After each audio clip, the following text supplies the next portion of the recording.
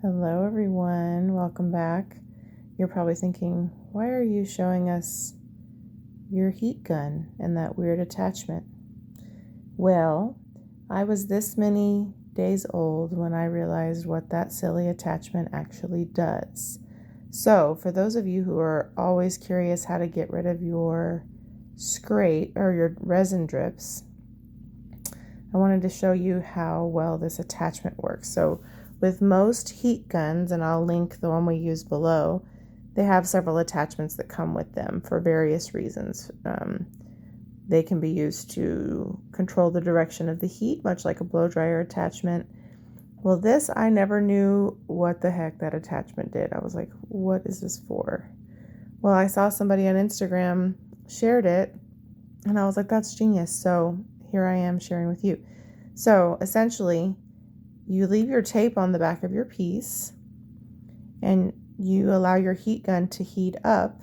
And as it heats up, that little tool acts sort of like an X-Acto knife would. It's obviously not sharp like that, but it controls the heat.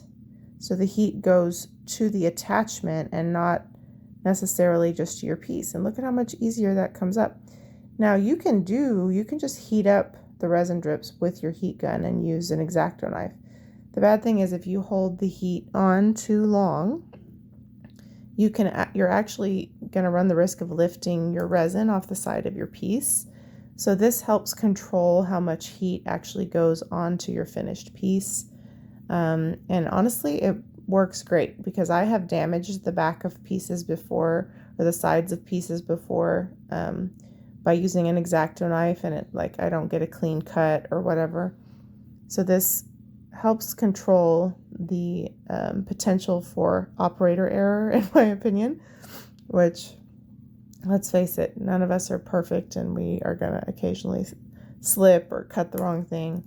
So I also find that this takes a lot less time. So since I already had to clean up the back of this cross, I figured I would just record it and show you guys what this looks like. So for those of you who are like, how do we get resin drips off of things?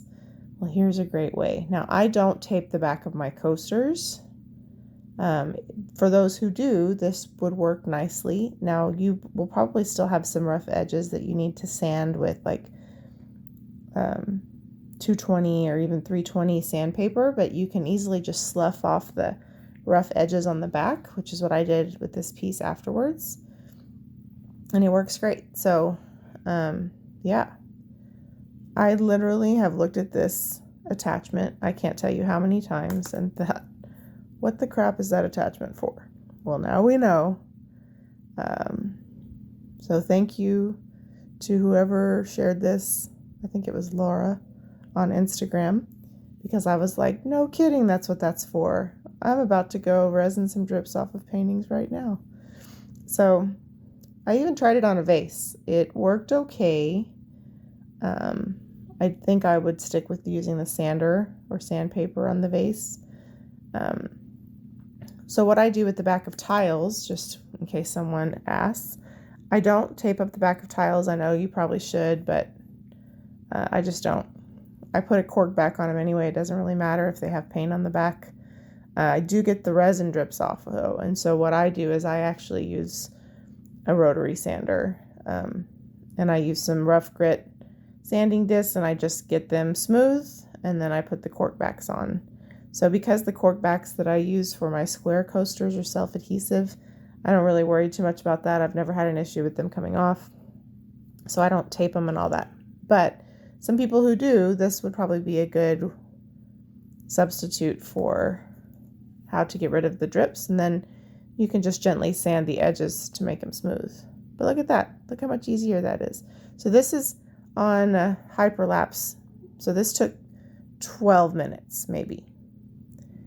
These kinds of things used to take me 30 minutes to an hour, which is why they would pile up.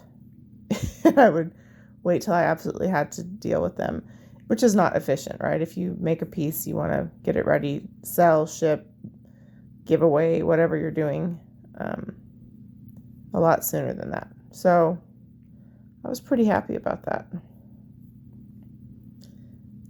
So yeah, I've recently done this on a painting I did as a Christmas gift, and I had to get it finished a lot faster, and it was so much easier to deal with than what I was doing before. So I just wanted to share this with you guys. I know that for many of you fluid artists, like, learning tips from each other is huge.